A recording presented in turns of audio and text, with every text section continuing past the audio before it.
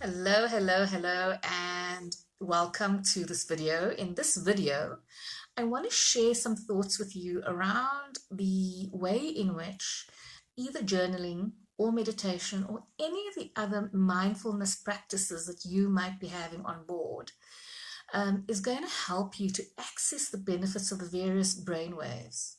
Now, it's very important for me to mention to you that there is no good brainwave and no bad brainwave. What is perhaps not ideal in our lives at this moment in time is that we are not accessing the benefits of the various brainwaves in the proportions in which is most beneficial to us. So let me share with you what the brainwaves are, and you'll start to get a sense of what those proportions might be and how you can use meditations and journaling to equal out the distorted way in which you are accessing the various brainwaves. So there are 5 different brainwaves. The 5 brainwaves are the beta brainwave, which is a short, sharp little brainwave. Then there is the alpha brainwave, which is a bit slower. Then you've got theta, and theta is available to you when you're asleep. It's in that moment of sleep when you have that rapid eye movement. You've just gone to sleep. Then you have the delta brainwave, and the delta brainwave is the one that you access when you are in that deep sleep. You're dead to the world. The final brainwave is what is called the gamma brainwave. So the gamma brainwave is actually the fastest, sharpest of all of the brainwaves. But we don't, as normal practitioners of life, get to access the gamma brainwave as, say, for instance, a Buddhist might, or someone who has really habituated the practice of meditation in their lives. Gamma is spectacular in its power in our lives, and for those of us who do access it, we might experience it for a second or two, maybe 3 in our day-to-day lives, and the benefits of it are almost supernatural. And the reason why the benefits of gamma is supernatural is because you are able to access all the brain waves simultaneously. And obviously that puts a sense of, or a degree of resources at your disposal that you don't otherwise have at your disposal. I am going to encourage you to do some research on the benefits of gamma. There is so much information or research available on the benefits of deep meditation, in the sense that it is not only transformative in the lives of us as individuals, but it actually has a transformative impact on society if large enough amounts of any society practices meditation frequently and consistently. So let's get cracking on the 4 different brainwaves. The 4 brainwaves, the first of these is the beta brainwave. So the beta brainwave is the one that we're applying in our waking hours. It's the one that is the busiest, it's the shortest, sharpest little brainwave outside of gamma. And it is a brainwave that helps us to apply our minds in a cognitive way. So we're solving problems, we're having conversations, we're judging, we're evaluating, we're detecting, we're analyzing, we're determining what is happening around us, and we're trying to solve problems in beta. So beta happens both on a conscious level and on a subconscious level. On a conscious level, what you're doing with beta is the things that I've shared with you early on, the detecting, the analyzing, the solving problems.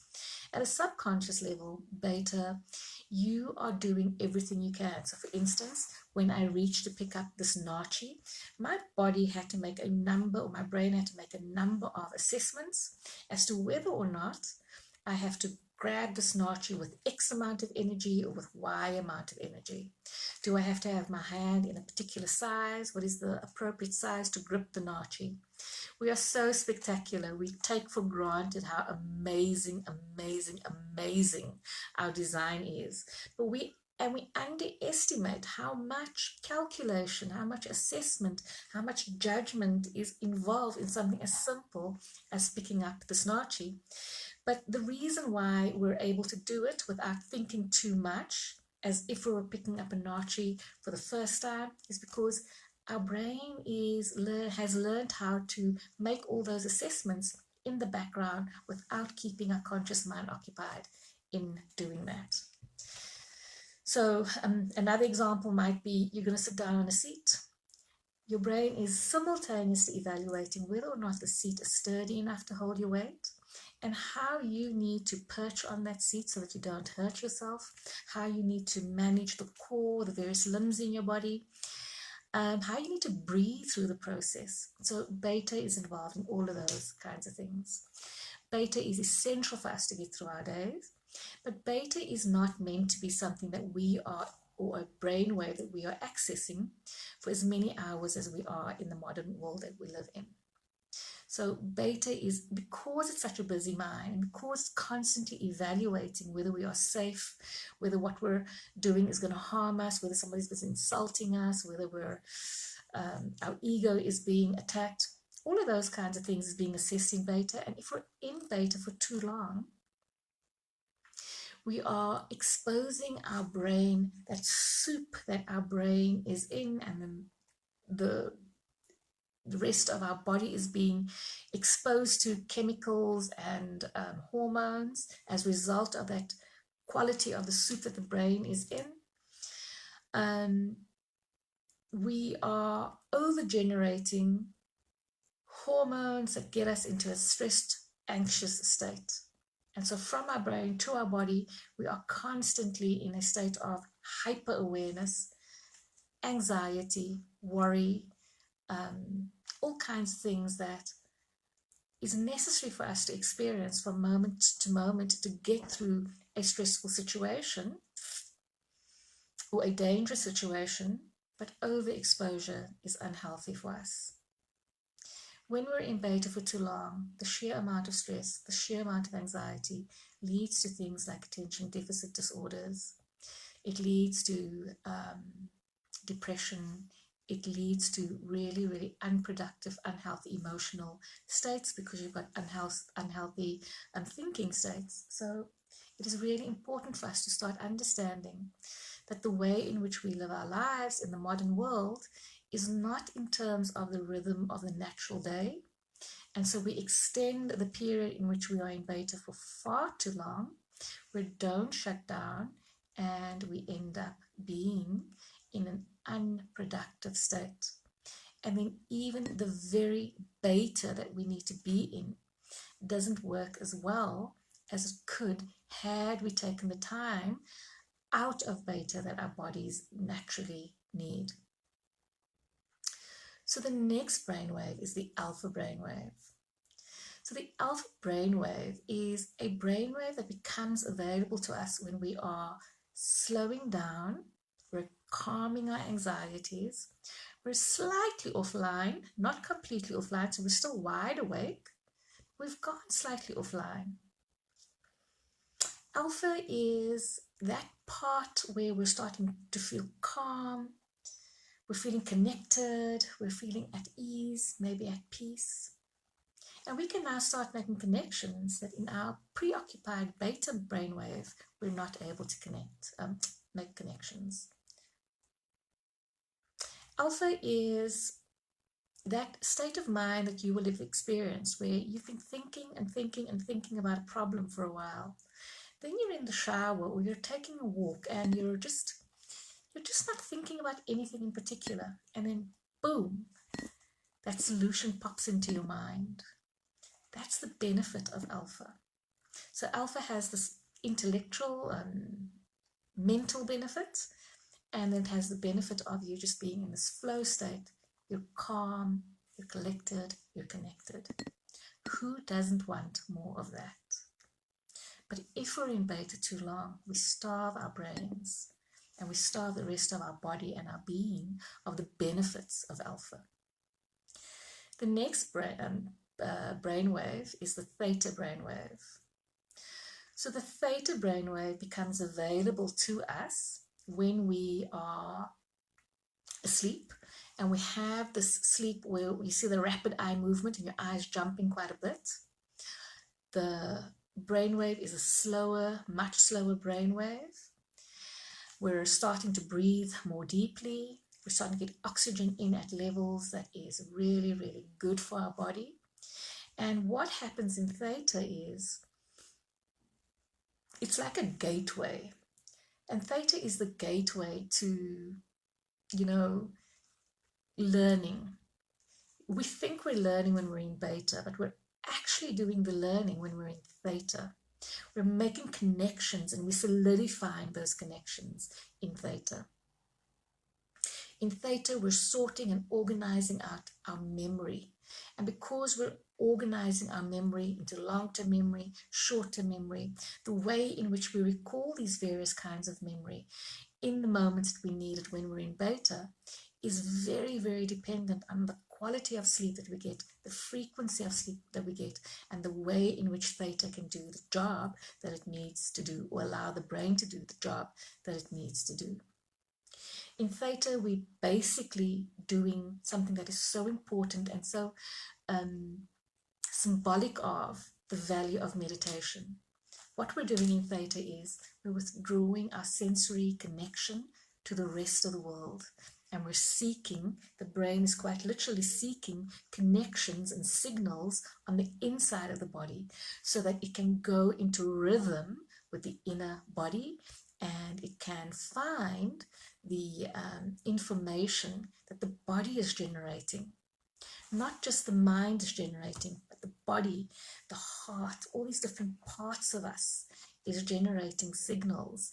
And in theta, it consolidates all those signals and it puts it to work and brings it to the disposal of you when you're awake. As I'm saying this, I'm just overwhelmed by how extraordinary our design is. I'm actually getting quite emotional about it.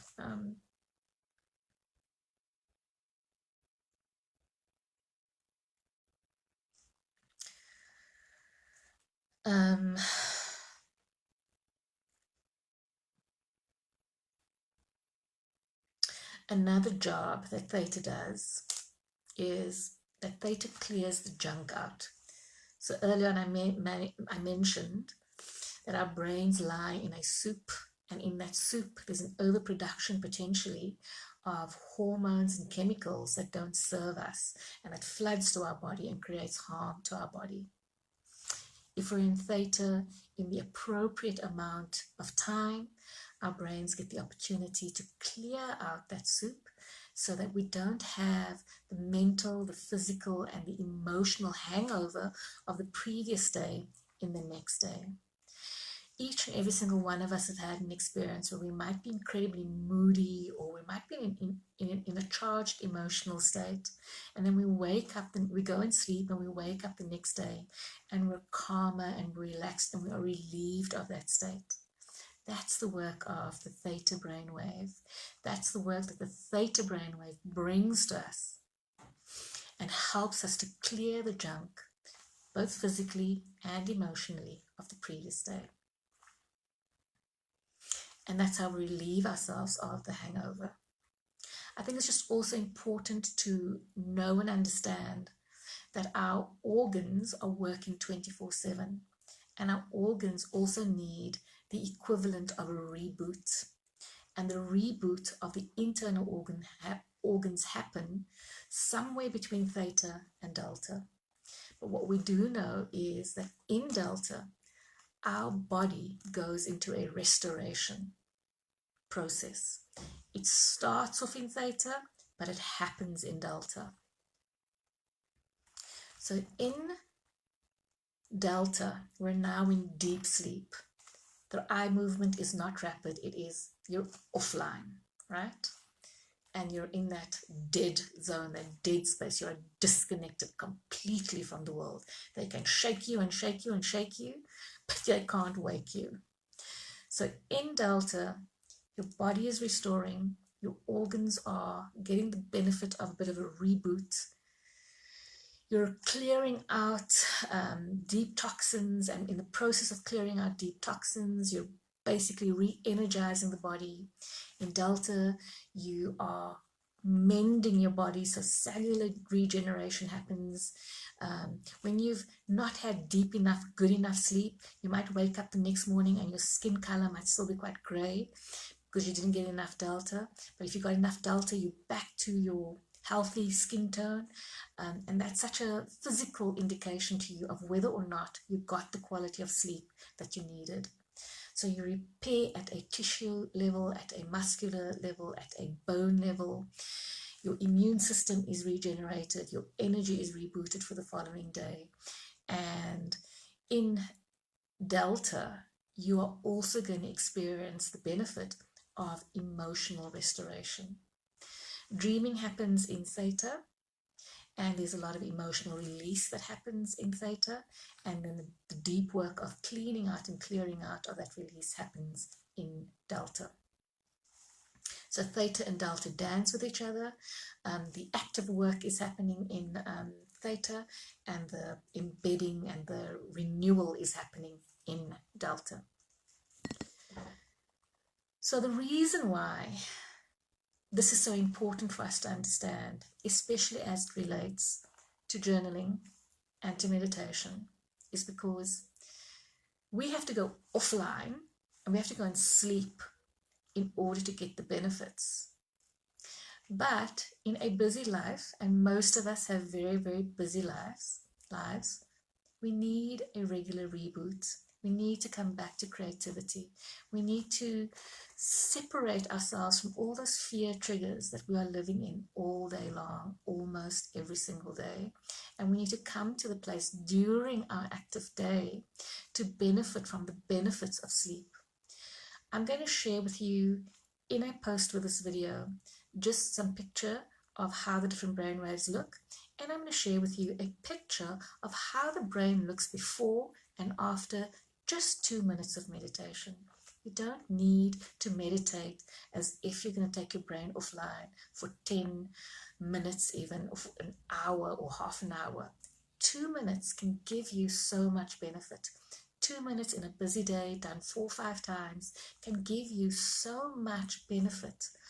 And it can help you to start habituate the practice of going into alpha, going into theta, going into delta on a regular basis in the middle of a very stressful day. And in that way, you get the benefits of the creativity, the memory support that you need, the learning support that you need, the clearing out support that you need, and the restoration support that you need. And then the ability to go offline on a regular basis is also going to give you the benefits of alpha, which is not just the creativity and the innovation that I mentioned earlier on. Remember, I also mentioned that in alpha, you relieve your anxieties. You come to a calmer place. You feel more connected and you experience flow. And your brain can make connections in your awake state that perhaps it can't make in the beta state. As I mentioned earlier on, and just by way of conclusion, that if we are able to become really, really robust in the way in which we bring meditation to life in our lives, we can start accessing meditative states, doing any number of different things. And when we're able to practice meditation and practice taking our brains offline while we're awake, we start to make the gamma brainwave available to us. I'm going to try and make reference to a bit of research in the post with this, but there is so much information available about people who do meditation collectively, and because they're doing meditation collectively, they're able to change as much as the crime stats in the environment where they're doing their meditation. They can improve the health of the environment. Just so many different benefits when we go collectively into a higher, deeper, slower brainwave. So I hope that this is beneficial to you. If you've got any questions, I hope you will let me hear them. Even if I don't know the answers, I'll try and figure them out, try and find them. And if you've got any information about the benefits of meditation, specifically as it relates to brainwaves, please do share it. I'm quite sure that we're all eager and hungry to learn more. And yeah, make this work for you in whatever way this serves you. And just as a final reminder, we're not talking about large pockets of time in your life. 2 minutes, and you can have all of these benefits available to you. Bye-bye for now. I will see you either in the group or in another video.